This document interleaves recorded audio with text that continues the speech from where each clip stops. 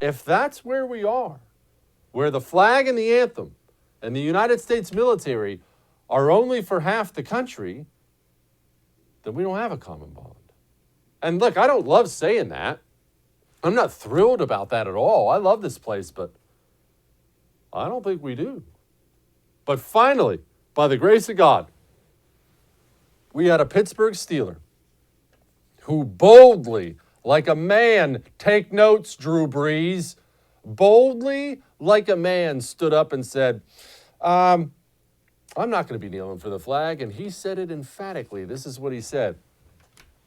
Quote, also, I'm not kneeling for the flag, and screw anybody who has a problem with that.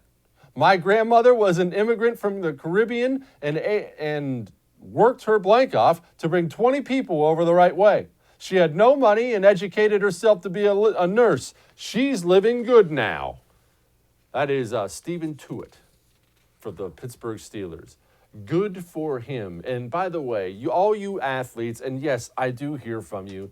I get your messages about how you wish you could speak out, you're going to lose this. You wish you could speak out, but this will happen to you. Understand, this country is ready to throw itself behind you. If you are in pop culture and you stand up and say, not only do I honor the flag, screw anybody who has a problem with it, that's called bold.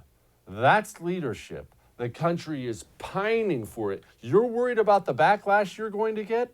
What you should be worried about is the fact you're going to have to deal with being an American hero. We are so starved for people who are willing and able to stand up and say enough is enough. Screw you, leftists.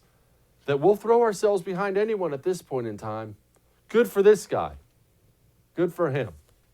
Maybe we ought to elect Mike DITKA. Well, if it was up to me, I'd say no. If you can't respect our national anthem, get the hell out of the country. Then that's the way I feel. Of course, I'm old-fashioned, so I'm only going to say what I feel. I think there's a way that you protest and there's a way you don't protest. You don't protest against the flag, and you don't protest against this country who's given you the opportunity to make a living playing a sport that you never thought would happen. He's right. You know what's really sad, though?